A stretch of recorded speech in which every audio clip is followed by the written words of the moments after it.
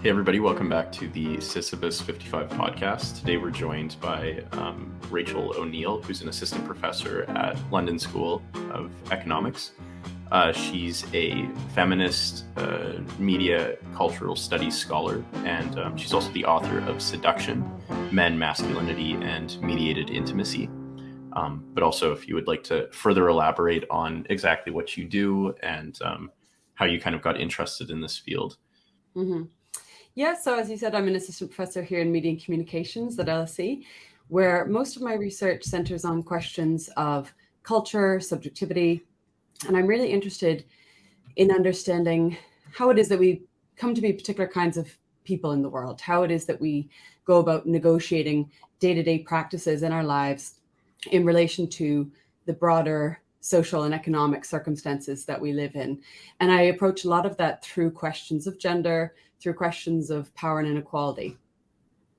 Okay, that's very interesting. And I guess like on my end, I became very interested in this topic around the same time as there was a lot of that like manosphere kind of Andrew Tate kind of discourse going on.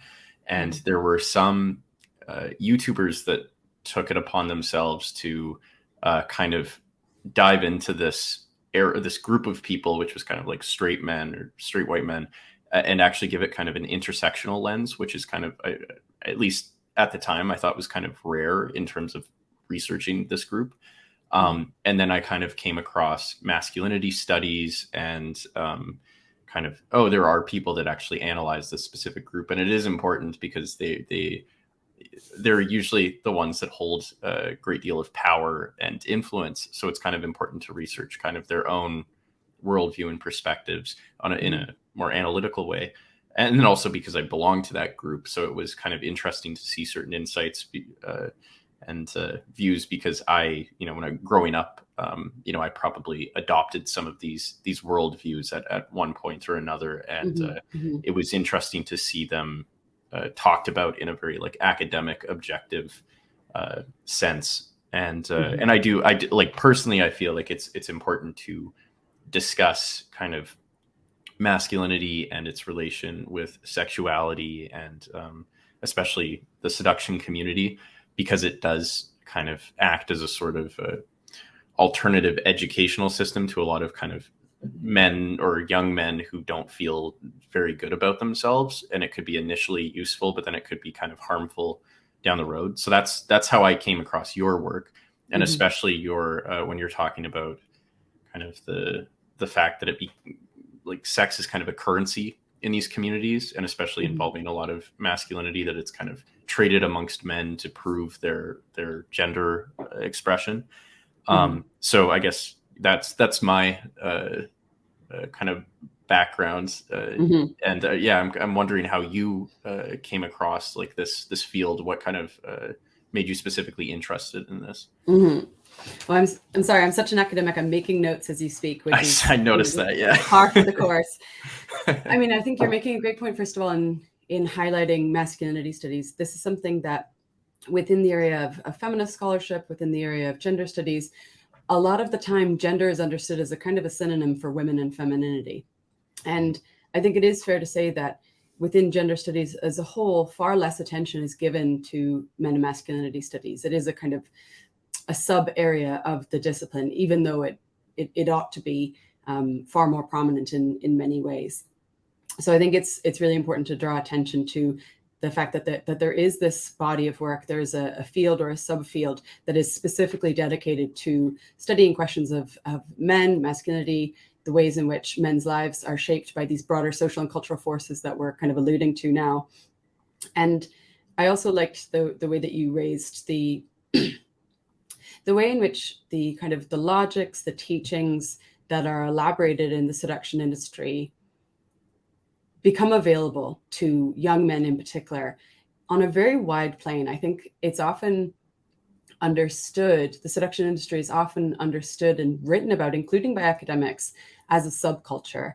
And from the very beginning of my research, I really felt that was inaccurate, precisely because a subculture, that language assumes that you're talking about a reasonably small and bounded grouping of people, when actually if you look at some of the entry points that people have, that men have to the seduction industry, these are extremely popular texts. So the way in which I made my way into this area of research was exactly the same way that many of my research subjects, the men that I interviewed and spent time with, made their way into it. And that was through the very, very popular best-selling book, The Game by Neil Strauss. And I have my signed copy is up here on my shelf somewhere,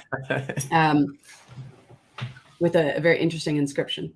And, this was a text that, published in the early mid 2000s and reached a really, really huge audience. It was a popular bestseller. It was on the New York Times bestseller list for weeks on end.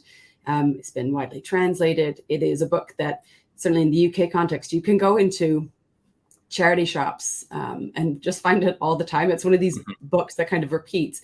And it's part of a much broader set of literature that can be classified as kind of relationship self-help or sex and relationship self-help.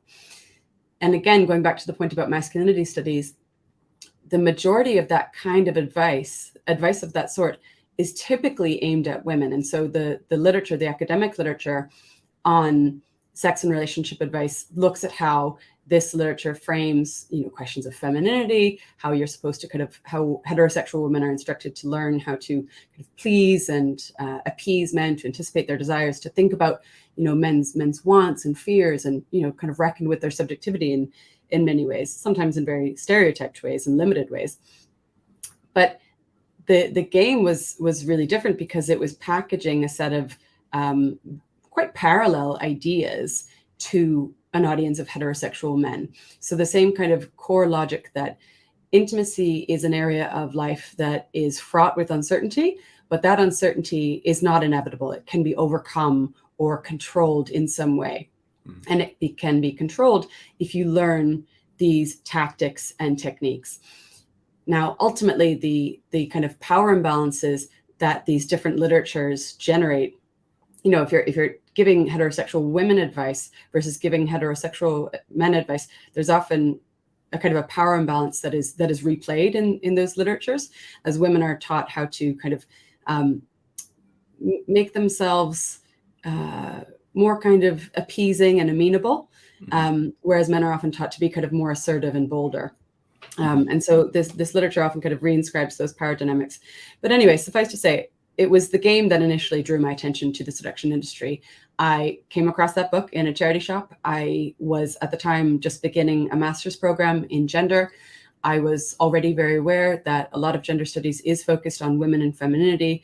I was very interested in questions of men and masculinity, perhaps just a little bit by nature being a little bit, wanting to look at the less obvious topic maybe in the field. And when I came across the book and I read it, I was interested to know, to what extent does the community and the industry that Strauss describes in the book actually exist in the wider world?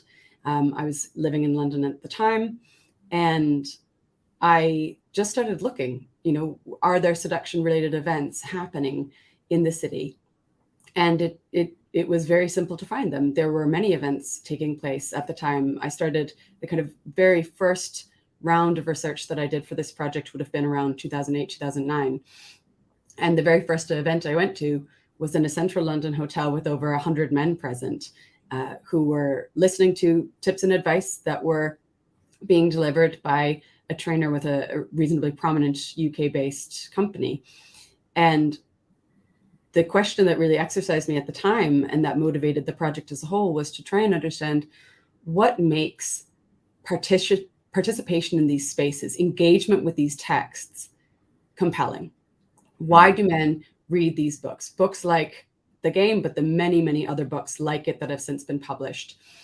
What makes men want to engage with the kind of YouTube tutorials and videos and in-field content that you can find on YouTube and on other platforms? What makes men want to actually pay to attend these courses and to connect with men who style themselves as pickup artists and seduction trainers? What makes men actually want to go along and participate in those events? And then what happens to them when they get there? So that's kind of how I got to it, and the question really that's been motivating it. Why is this compelling? And again, at this particular historical moment, because I think the historical moment is really, really crucial in actually answering that in a kind of fully formed way.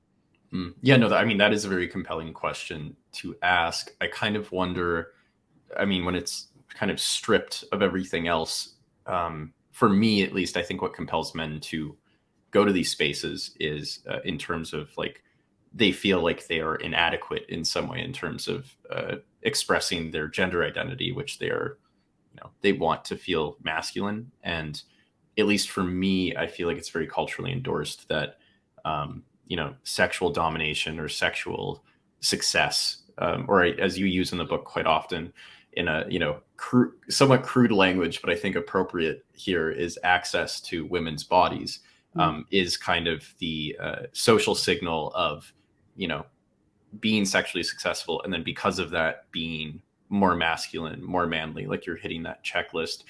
So I'm kind of curious, with your own research in these spaces, before getting into the specifics, maybe what do you think is the relationship between masculinity and sexuality and sexual desire, like in general, but also more specifically talking in terms of like the kind of white Western, like European culture?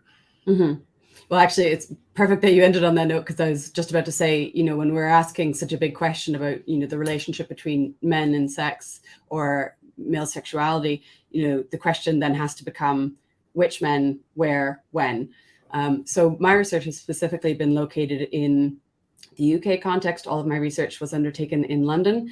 I was within that speaking to men from a broad range of different backgrounds, some of whom were from the UK, some of whom were maybe second generation immigrants, some of whom were not from the UK, but were visiting in some way or had come to the UK recently to live. So it is very much speaking to and from the context of the West or the global North.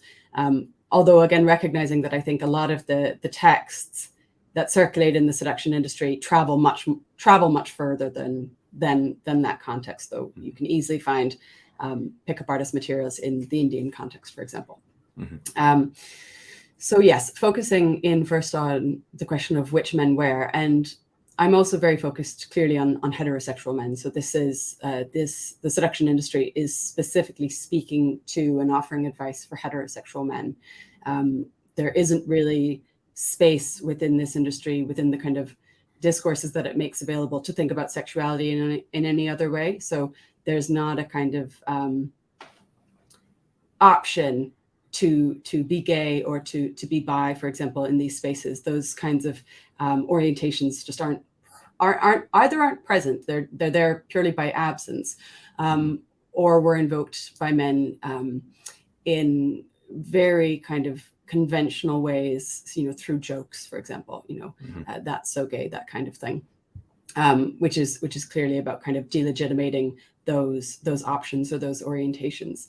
So yes, so men who are heterosexual are the grouping that I'm speaking about.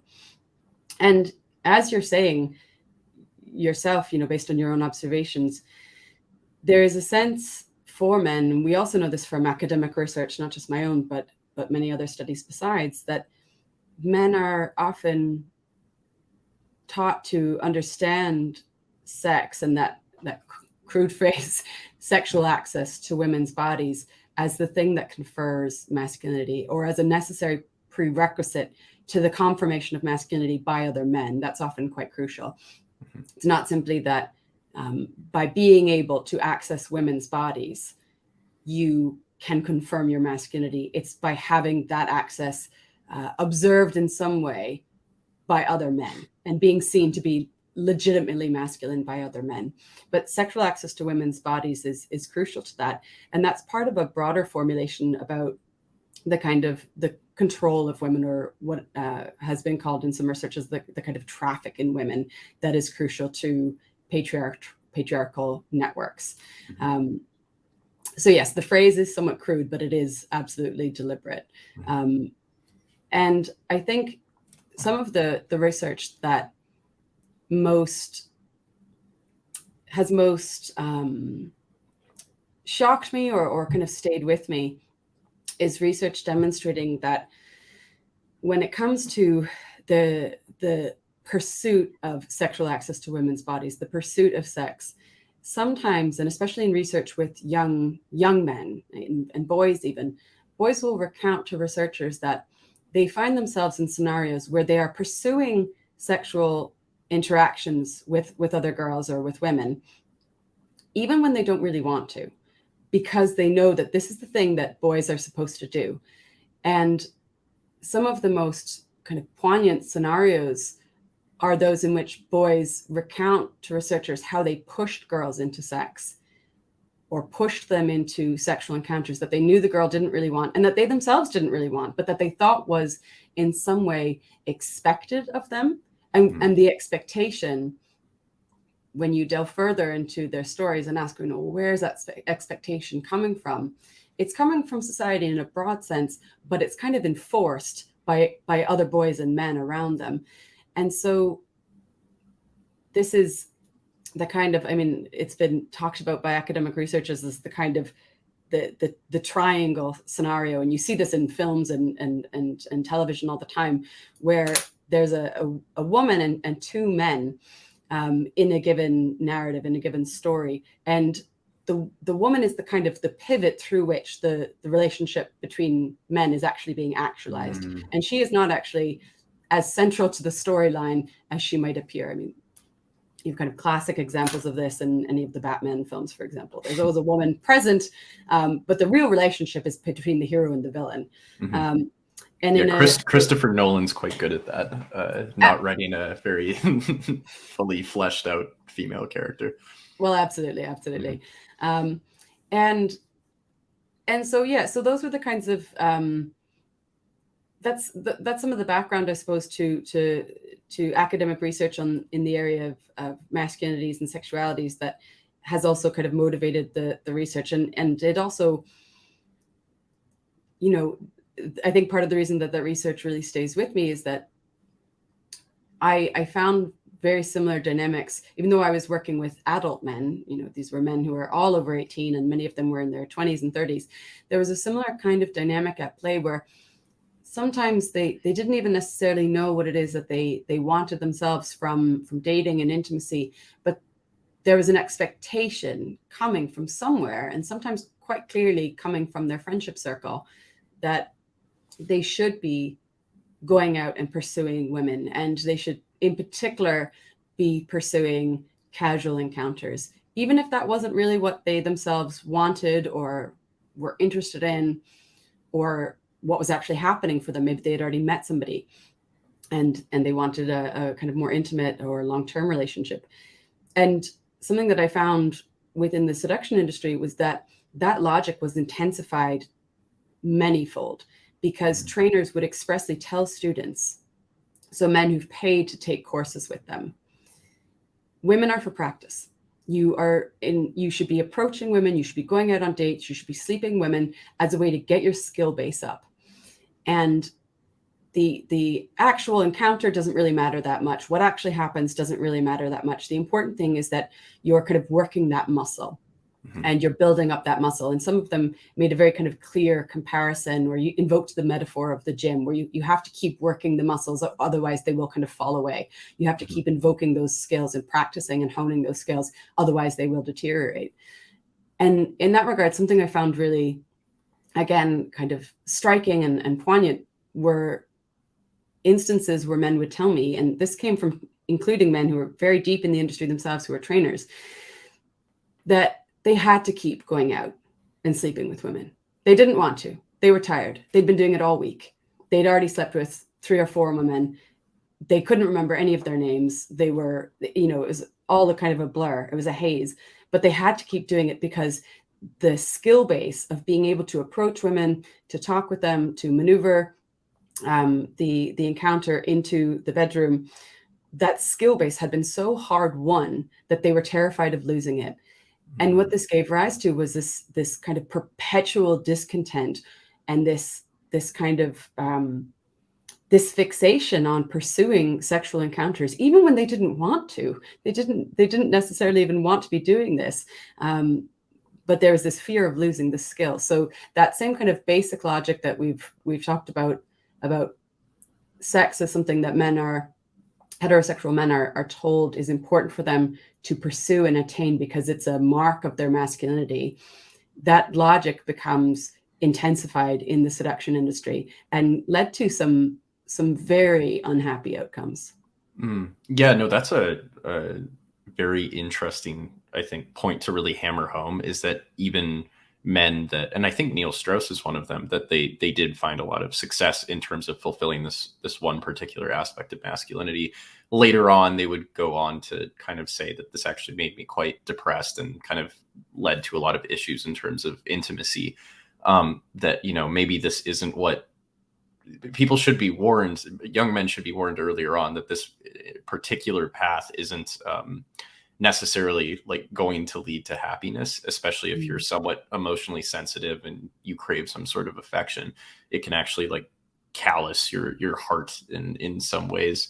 And I guess from that, there is this part of the process that I see reflected in the book, is this idea that it's about the quantity of sex and not the quality of sex that the advice is giving. Like if these people were really talking about, you know, there's a form of seduction that's very romantic and, you know, such as like foreplay. It's like, you know, it could enhance the experience of intimacy.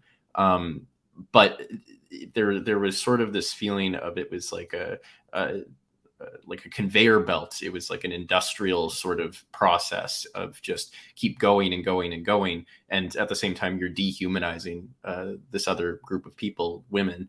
And I think that's the thing that has really hit home for me, especially in your work. And I would love for you to like elaborate on it, is this idea that the seduction community and maybe just modern perspectives of sexuality from men in general reflect a sort of neoliberal or kind of Fordist model of intimacy, of sex. And it kind of, you know, I think it specifically is able to criticize this form of human relationships without turning into a fully like socially conservative, like kind of a puritanical antagonism towards sex in general.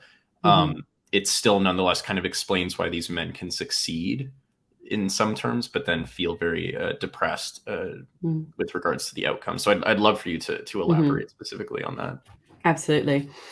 Yeah. So within the seduction industry, even though, I mean, for as long as I've been researching it, everyone will tell you that we've moved away from the canned content that Neil Strauss elaborated and that was associated to the kind of early era of pickup.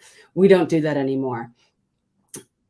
And to an extent, that's true. It's not entirely scripted, but there are very clearly laid out formulas that are supplied by trainers, and that the men who study with them, who take their courses, or who watch their videos online and so forth, are encouraged to adopt. And there is quite a bit of scripting that goes into that. It's just not as kind of hammy as the earlier versions that Neil Strauss could have made famous or popularized. And we see examples of this with actual blueprints, like literal blueprints, as you'd see in architecture, that lay out the different stages of intimacy. And you kind of actually hit on this earlier when you mentioned foreplay. This is something that exists more widely in society and culture. We have an idea that intimate encounters, sexual encounters, play out in relation to a kind of a script or a kind of a formula. There are certain stages to it. And and foreplay, you know, was obviously a step before the kind of main event and so forth. So that logic exists culturally. And what the seduction industry does is it codifies that in really clear ways. So you will find documents, you'll find guides, you'll find textbooks, you'll find online videos that set out the different stages. And it might be that there are 4 stages to an encounter, or there are 10. And within that, it not only tells men, you know, these are the stages of an interaction, and there's a kind of linear progression from meeting through to kind of cultivating rapport and intimacy through to ultimately sex. That's where it goes. And that's usually also the end of it. It often doesn't go far beyond that to, well, what happens, you know, if you would want to meet that person again, for example. And so that kind of logic exists culturally. The seduction industry codifies it, but more than that, it provides very specific tactics, techniques to be exercised through each of those stages. So if one of the stages is building rapport, the trainers that I observed, so when I went to the sessions and I watched them giving advice to men, they would give very specific examples of the kinds of things that you might say to try and build rapport in a very strategic and instrumental way, but nevertheless in a way that's supposed to feel very, very intensely intimate to the other party. So there's something really important to think about here in relation to this kind of neoliberal structuring and restructuring of desire and intimacy. And I like the cultural studies scholar Eva Luz uses the language of cold intimacy. And I think it's a really useful framework to draw on to explain what's happening in the seduction industry, because it's not that the kind of encounters that are being modeled here and that men are encouraged to engage for themselves are devoid of emotion. They're not. They're highly emotional. They're about trying to get the maximum emotional response from a woman very, very quickly, and to make her feel very closely connected and intimately engaged with you in a very short period of time. And there's something that's so interesting and so troubling about that. As I said, because it's not that it's this cold and clinical approach to sex and romance. In some ways it is, but it's the harnessing of emotionality and emotional intensity towards this predetermined outcome, this kind of linear script that you're going to follow, you're ultimately going to or going to try to get to sex. And so you have this kind of this cold intimacy. And I think in terms of the neoliberal logic that we see here, it's very basically one of accumulation. So you want to accumulate sexual experience, you want to accumulate sexual skill in order to accumulate a kind of sexual capital, which is for men also a kind of masculine capital that works in a very different way for women.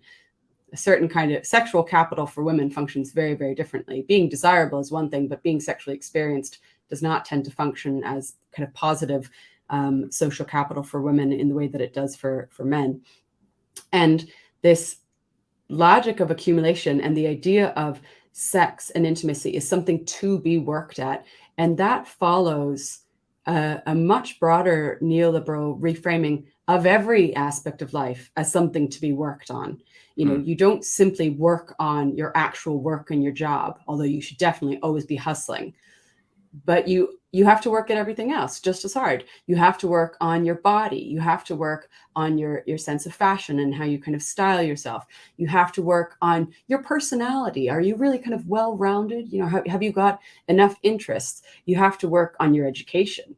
You know, you have to work on every aspect of the self, because every area of your life is subject to this logic of accumulation, of capital accumulation. You need to maximize your human capital to be the best possible version of yourself in order to maximize your opportunities within the world. And why that's so closely connected to broader kind of economic circumstances is because there's a sense of precarity and a sense of uncertainty that really undergirds and pushes forth that work ethic, that logic that you have to really work hard on yourself in every area of life, because there's no safety net. And because your life is probably, certainly for young middle-class people, your life is probably not going to turn out quite the way that your parents did in terms of the opportunities that are available to you and the kinds of security that you're likely to be able to attain through your job and so forth. So there's this kind of generalized sense of precarity that makes that work ethic, and the idea that that's accurate. You know, the idea that you really can work on intimacy and intimate relationships, and that is a way in which you can achieve control. You can actually, there's something so interesting about that, rather than recognizing or thinking about intimacy as something, as a kind of a zone of vulnerability in one way or another, in multiple ways, because we can't control other people. We can't control how other people might feel about us. And then intimacy might be something that unfolds more or less spontaneously or doesn't. But with this kind of neoliberal conversion and this entry of neoliberal logics, the logics of the market, the logic of work into the intimate domain, those kinds of ideas are pushed aside and even outright denied. So no, you can achieve control in this area. And at the end of the day, one of the reasons why I really use the language of seduction industry or community industry is because it's often just referenced as the seduction community. And there is a strong community aspect to it, but this is ultimately a commercial venture for the people who make a living from doing this, who write the books, who host the blogs, who produce the video content, who sell the courses, who run the weekend programs and so forth. And the commercial dimension, I think, is again really important to highlight and to underline as well. Do you have sort of the numbers for how much this industry, like just off the top of your head, around how much it generates, like per year? I wouldn't have any kind of anything that would be accurate currently. I mean, the last time I was looking into the figures was some time ago. To give a sense, rather than maybe talking about the industry at large, which I think it would be fair to say is definitely in the multi millions per year in terms of if you're thinking about all the different types of content that's being produced. Again, the books, many of which are going to be sold on people's own websites on a self-published basis, but also access to the programs in terms of online content and materials, all sorts of offshoots in terms of, seduction and pickup have provided the basis for reality TV shows. There have been films made that are tied to this or utilize the industry as its basis, or personalities associated to the industry as the basis for the story. So again, because it's so dispersed, because it's not a subculture, I think it's difficult to get a handle on that. But in terms of the monies that individuals might spend, the cost of a lot of the weekend programs that I was looking at was in the thousands. So you could get some programs that might be in the kind of £800-900 mark, but there were courses that were far more expensive than that. And then the week-long courses where you're actually living with trainers, those would definitely be in the thousands. So 3,000 to 5,000 would be a kind of common figure. And those figures are going back a few years from when I was more kind of actively researching it. But that kind of cost, and again, thinking about that neoliberal logic and that kind of entry of market rationalities into the intimate sphere, I had some interesting moments in interviews where I would ask men, so why have you signed up to take this course? So we met on a weekend training program. You had just spent the guts of, £1,000 or maybe £2,000 to be there. Mm-hmm. Why did you decide to pay for that? Why did you decide to make that investment, as it were? And men spoke about it as an investment, and one that they felt was likely to pay off and to offer a better return on investment, or ROI, than anything else they might do towards the goal of sexual success. So one man literally pulled out his phone and showed me the figures he had done. He was like, I could spend this much money on going to the gym and, having a really cool look and, having great clothes and stuff, or I could spend money on buying this man's program, so getting his online content, but also coming to his event, traveling to London to be here, spending money on a hotel, spending money in the clubs to go out with them. And the way he talked about it was that it was a better return on investment. This was more likely to give him the kind of results that he wanted. And so again, there's that very clear kind of market mentality, and the idea that if you just make the investment, if you put in the work, you will be able to get the kind of rewards that are being promised by these individual trainers, but also that is the kind of that is the cultural logic of neoliberalism more generally, which is all kind of tied up in many ways to the idea of the American dream, right? Like that's the American dream is a kind of shorthand, a cultural shorthand for that script of, really work hard, really invest, and you'll make it despite everything being against you, or despite many, many hurdles being in your way. Yeah. Oh, that's a very interesting, because I recently also just had on the podcast, he was an anthropologist who studies human dating relationships. And I mean, his take is most things we do in life are in terms of, at least at the anthropological level, for reproduction or mating, which I think in some sense that makes sense. Like we do probably do quite a bit in order to, or at least I think especially men, in order to find some sort of affection or some sort of like a intimacy with somebody at a very like base level, whatever that turns into. But this is almost, it's almost exaggerated the extent to which people will go to have control over that, because the thing is like we don't really have control over like who exactly is attracted to us at the end of the day, which is just a scary thing to maybe accept for a lot of people. You can really like somebody, they just don't like you back. Doesn't matter how much you like work on yourself or anything like that. And it's like, in a way, it makes sense in my head why they would invest so much money into that, because that just the idea or hope of the guarantee that you can attract whoever you want to attract, Yeah. is such a, it speaks to that almost like, I think, primal feeling of this is something that you want, but it's kind of out of your control at the end of the day. There's a little bit of contradiction. And I guess going from that, I'm kind of wondering,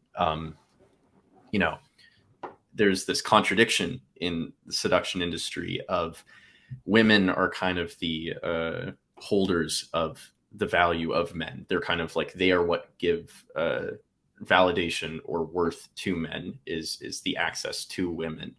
And at the same time, there is a sort of misogynistic, sometimes very misogynistic and objectifying and dehumanizing view of women. And it causes this weird sort of like parasitic, like how do you basically, it's like the fox in the hen house. How do you get in, grab what you need and get out without getting like, tied down, or without getting, any sort of emotional consequences of having to be vulnerable, basically, because then that is where you can maybe lose control in some sense.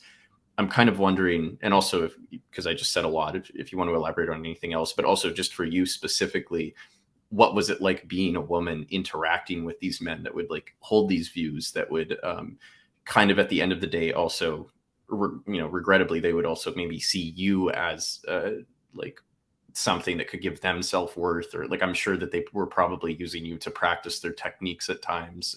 But I'm curious about that. Yeah, I mean, it's actually the question that I get asked most often about the book. And actually, when I was putting the book together, I decided to put the chapter on field work. So my reflections of being in the field, of doing interviews, of going to events and so forth. I decided to put that at the back of the book because I wanted to draw some kind of distance between myself and the project, or those experiences, and the kind of intellectual argument that I'm making. I think there are many different aspects to it, but I think women are often called upon to certainly it's kind of an expectation in feminist research that you will do that work of reflexivity and you will talk about those experiences. And it's something that you find especially heavily is an especially high expectation or assumed expectation when the context is of one that has any kind of sexual theme. So there can be a kind of a prurience to that. So there's research, for example, scholars who do work around bodies and body work. And one scholar in particular who did research with nurses and then did research with sex workers. And when asked about the research with nurses, nobody ever asks, well, did you become a nurse yourself? Did you take up a caring role in a hospital? Whereas when she talks about her research on sex work, she's always asked, well, so did you do it? Did you position yourself in this way? Did you go native and so forth?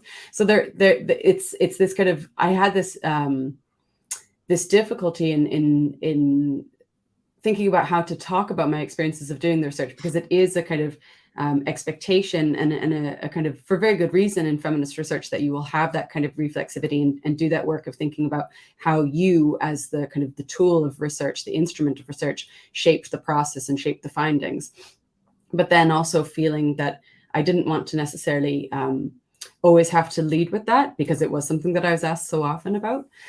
So I do kind of bracket it that way in the book. But I mean, this was a project. I was researching the seduction industry in some way for almost a decade. And I had a very sustained period of around 14, 15 months of field work where I was meeting men on a near daily or weekly basis to do interviews, to go to events.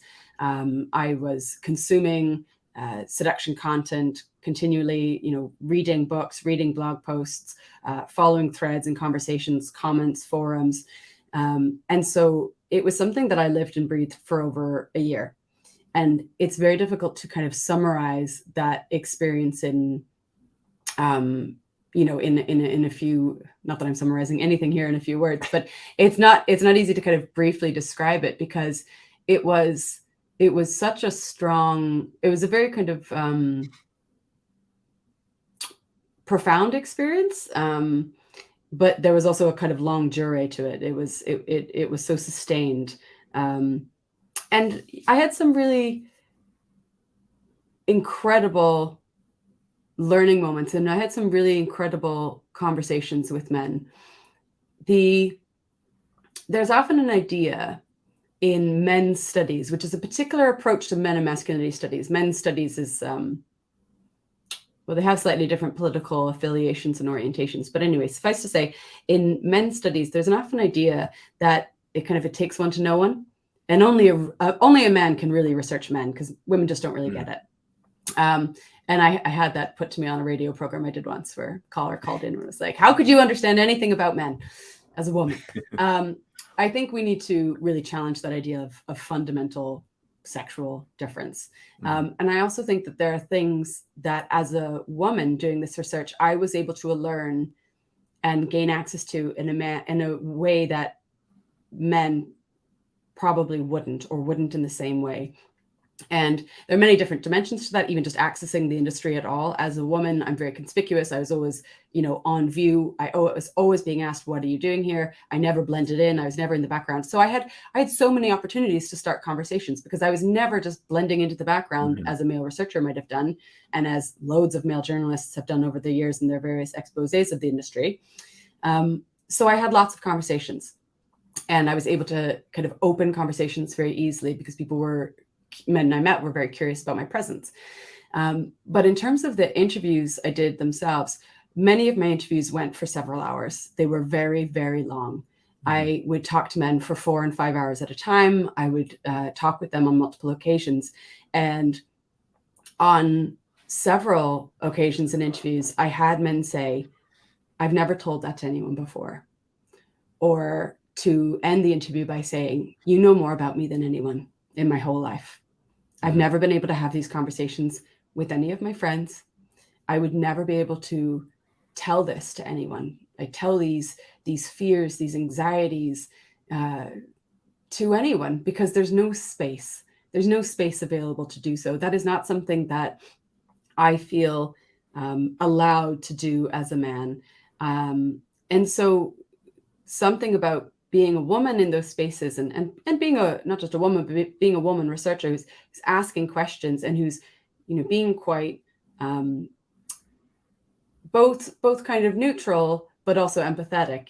I am really listening to what men have to say. I'm asking questions. I am not making judgments upon them.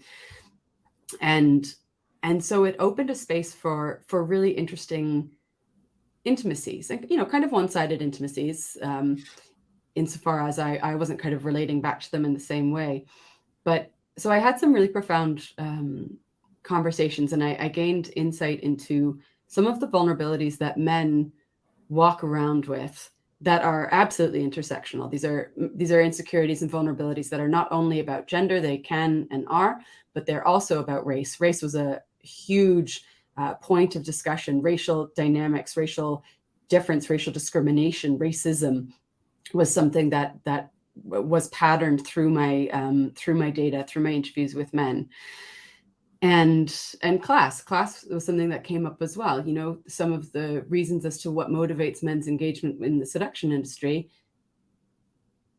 it's about making up for perceived deficits elsewhere. I feel that I'm at a deficit because I'm a brown man. I feel that I'm at a deficit because I don't have money and I don't have education. But if I could be good with women, if I could be really good with women, then that would be something. That would be a mark of my success in some way, and success in a way that is very socially valued, and that men are aware is very socially valued, particularly among other men, but also more generally. You know, men had, I remember one occasion, one man who was a South Asian man, and he was so hurt by the fact that in all of his years living in the UK, and many of his friends being white British men, they'd never set him up on a blind date with any of their female friends. And it was just so crushingly painful to him Yes. Yeah. that he was set aside in that way and not considered worthy or desirable enough by his male peers and friends. And so those conversations were really, really profound. And also there's an interesting thing in research that I don't think people talk a lot about, which is the intimacy that you developed with your transcripts. So every interview that I did, I typed up in full. That takes hours and hours and hours and hours. And then you read it again and again and again, and you're comparing it to other transcripts, and you're going back through different questions. How did different people respond to different questions? And by the end of it, you know the transcripts off by heart, and each of them can be 50 pages or 100 pages. And I think that's really interesting. So that's a very kind of partial answer to some of the dynamics in my fieldwork. There were also far less kind of positive aspects as well, where I did feel that I was being manipulated, that I was being utilized, or there were kind of attempts to instrumentalize me in some way as a researcher, to try and, trainers in particular, trying to maneuver our interactions in such a way that I would put out a kind of a positive story about the industry, essentially. Or trainers who wanted to shock me and put me in situations that they knew would have a kind of sense of risk or a sense of threat to a woman alone in a room of 15 men, for example, watching certain kinds of videos and content. And I think sometimes there was a kind of a power dynamic or a power play to see, okay, she's come into this space, she thinks she can do this work, but what can she handle? And so there are all sorts of these dynamics. And then there were other dynamics that were also kind of difficult because, and something that we've only kind of glanced on, but some of the men who become involved in the seduction industry, who seek out the forms of education that are being provided here. And it is, you use that word early on, education, and it is expressly pedagogical, and it is supposed to be helping men. And that is the promise. The promise is of help.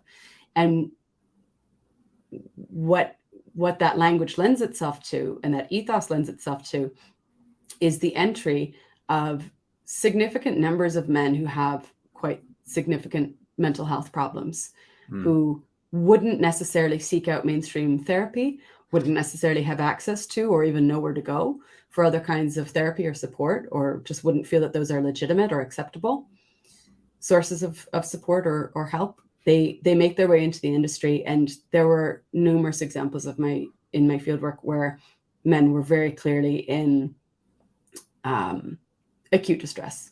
They needed professional help. And I had one example of a trainer who himself had some clinical experience, some kind of psychology background, and he knew that, and he recognized it, and he knew his company was exploiting those men, but that was the price to be paid. So I had some encounters with men who I felt were very, very on edge and potentially dangerous, and I occasionally became the outlet for some of that.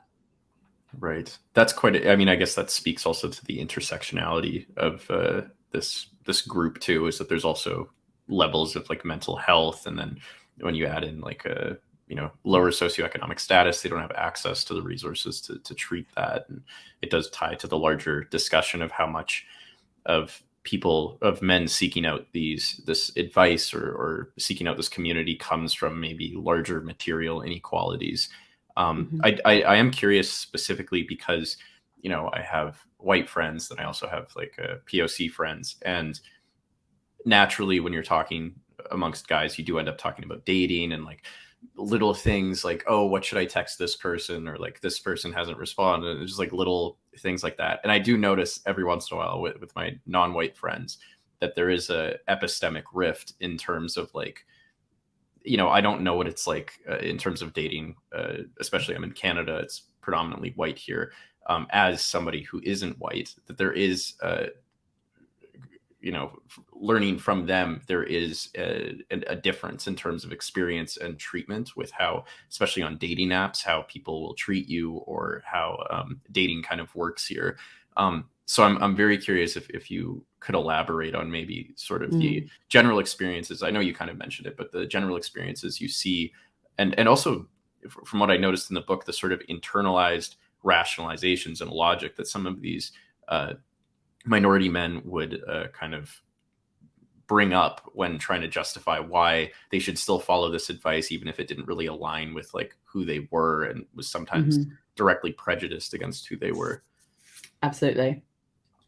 Yeah, I mean, I think so. There are a range of ways that race played out in my research, and I think some of it is in relation to the kind of the homosocial formation of the industry itself. So certainly on the weekend programs and the in-person training, there's an idea that the trainers are going to, they're absolutely teaching, and that's very clear. There's a very kind of clear pedagogical remit.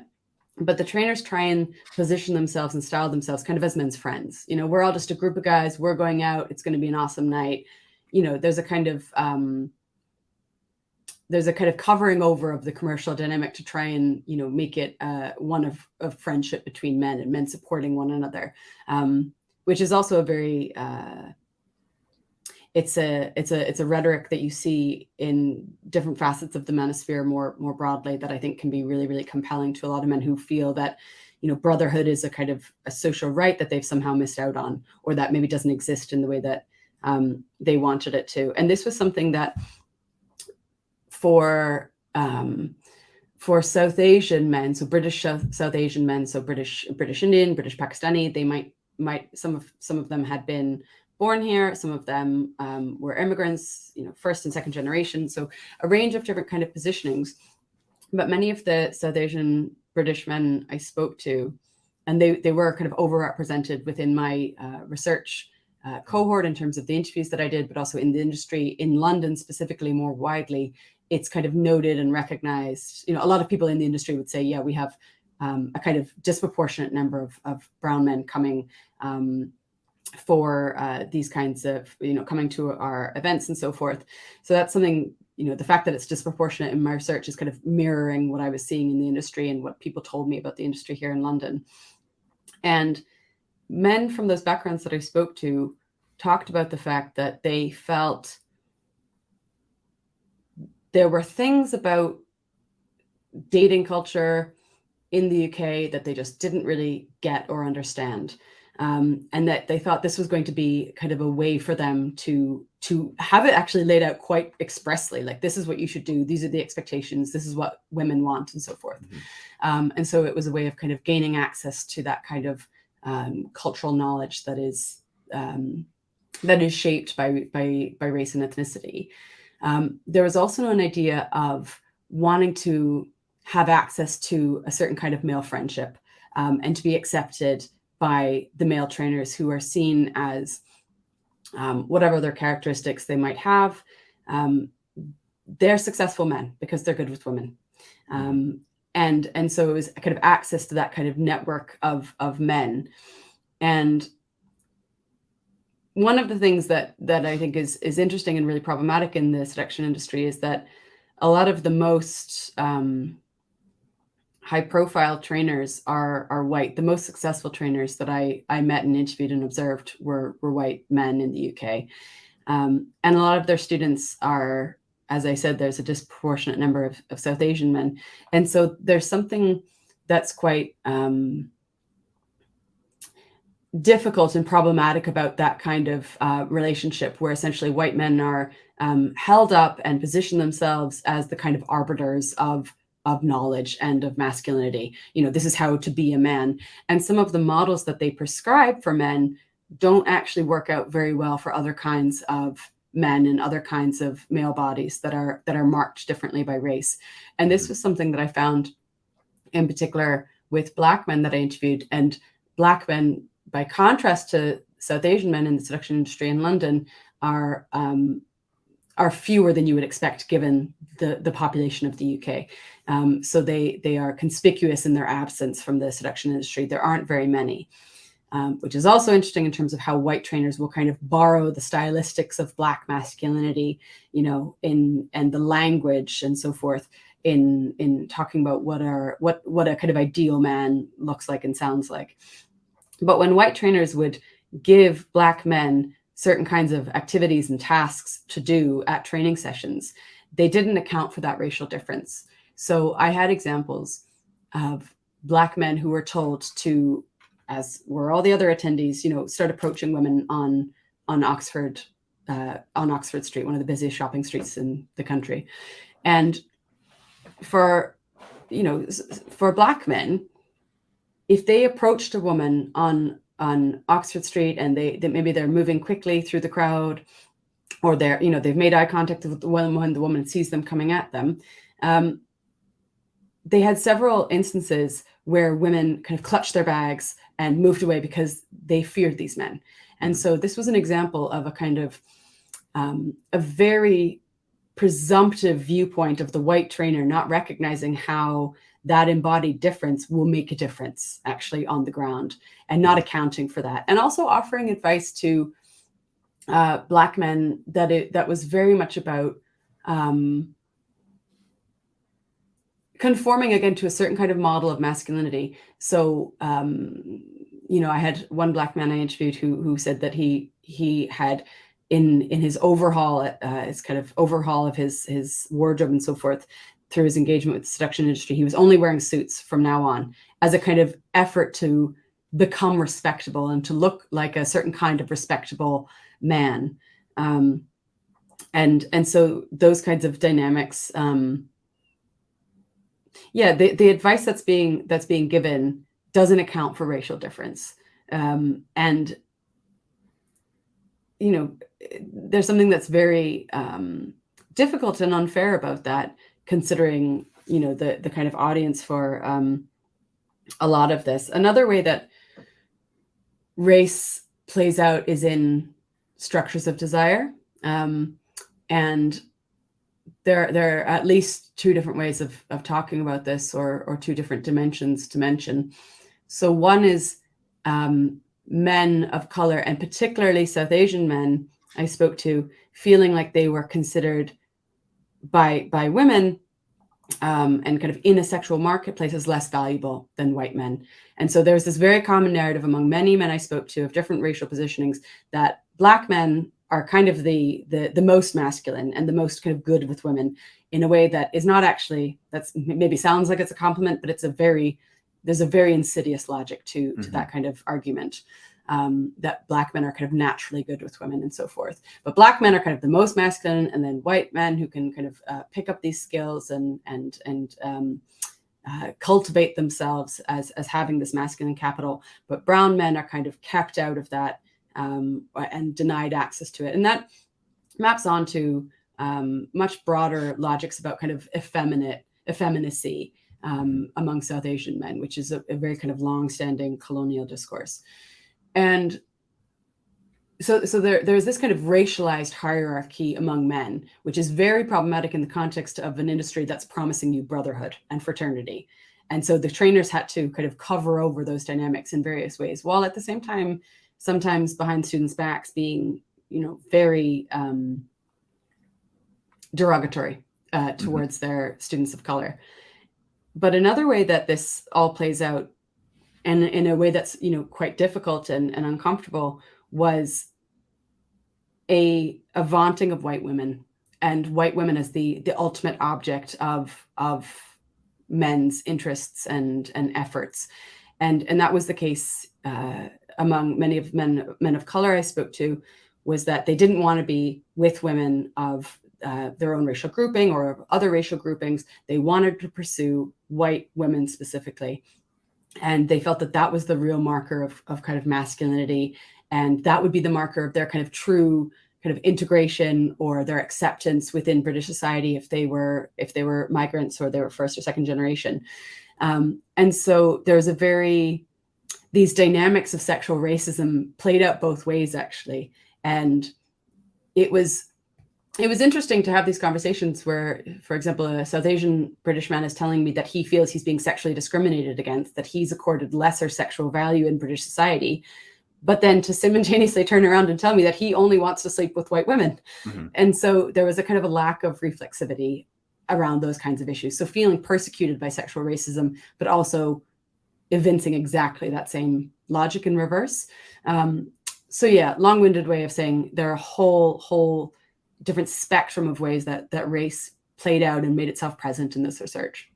No, I mean, I think that's extremely constructive to go over, because I feel like that, you know, as you said, these communities are seen as subcultures, but I think that there's almost like there's a subculture, especially when it comes to how certain racial minorities deal with dating, that isn't really addressed by this just kind of white heteronormative, industry.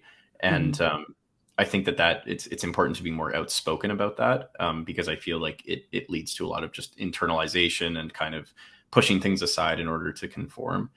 On that note, and kind of like a final question, I do wonder, just after all of the experience, because at the end of the day, there are just well-meaning men who feel inadequate when it comes to dating. If you had to write your own sort of the game, which I would assume would be a little bit more humanizing and considerate and well backed up, if you have any sort of advice in general towards men that do feel insecure when it comes to their success, and I guess, with women, but also expanding to other orientations. It's a great question. It's a big question. Yeah, there are a few things that I'd say, actually. So one would be recognizing that your uncertainty is not a unique experience. It is shared, and it is shared by anyone who goes out into the world and encounters other people and has hopes and dreams and investments in what might happen with those encounters, those moments. And so uncertainty and the anxiety that generates, that's a feature of intimacy, and it doesn't have to be a bad thing, especially if you recognize that it's not unique to you. Other people experience that. Other men and women experience that. The person that you are interacting with in the moment might be experiencing that. And so being able to kind of sit with that uncertainty and be accepting of it to an extent, I think is important, or can be valuable. I also think that this is a phrase I end up using a lot in many different contexts, but sometimes the best way to get somewhere and the fastest way to get there is not in a straight line. It's not taking, the A to B. Maybe it's taking a more circuitous route. It's going the long way around. And by that, I mean that I think in order to have the kind of interactions or relationships that you might want, and I think this applies whether or not you're particularly interested in more casual encounters or you're more particularly interested in finding a relationship, being less concerted in the search and the pursuit, I think will often lead you to have more interesting encounters and relationships and more enjoyment along the way. So being less direct, less concerted, less focused about, this is my goal and I'm going to pursue my goal in this kind of head down kind of way, but actually kind of standing back, looking up, and being open to a much broader array of experiences that you can't control and you can't anticipate in advance and you can't direct and choreograph and maneuver and manipulate, but being open to a broader range of encounters and experiences, and thinking about them as experiences rather than this kind of logic of accumulation that I think sets in, not just in industries like the seduction industry, but again, that's a cultural logic that exists much more widely. I heard this on the radio the other day, talk about body count, which is a new language on TikTok. And I first of all, body count. I mean, it's supposed to, what's your body count, as in how many sexual partners have you had? But body count, I mean, that actually sounds like you're talking about how many people have you killed. But anyway. Yeah, there was a former friend I had that would use the term kill count, which was just kind of, I guess, more directly to the point. But I always thought that was a little weird. But again, that's the logic of accumulation. And that is not the same thing as experience. And if you're really focused on accumulation, you're probably missing out on a lot of the experience or the potential experience that you might actually have. So I think being less goal orientated, and even if you do have certain kinds of hopes or ambitions for yourself sexually and intimacy, being a little bit less concerted about pursuing them and being open to pursuing other interests that you might have, and hopefully finding and making connections along the way, rather than, kind of dating or pursuing sex in this very kind of linear and single-minded way. And then finally, I think, and this might be the kind of most important thing I would say, is that relationships of all sorts are based on and thrive through subject to subject relationality, subject to subject engagement. And by that, I mean really and truly engaging with the person who's actually in front of you, the person that you're actually with or that you'd like to be with, and recognizing them in their particularity, and not accepting or organizing your relationships along the logics of what women want. I think this is such a pernicious question, and it's obviously a question that has been around for a very long time. I mean, Freud was bandying it about over 100 years ago. And it almost always leads to a very dissatisfactory answer, and one that just will not apply to many women at any given time, because, turns out women are people and people want different things. And I think trying to let go of those ideas that are cultivated in us from a very young age about men and women being, different, and we're of certain types and kinds, that kind of men are from Mars, women are from Venus type logic that has had that book has had such a long cultural afterlife.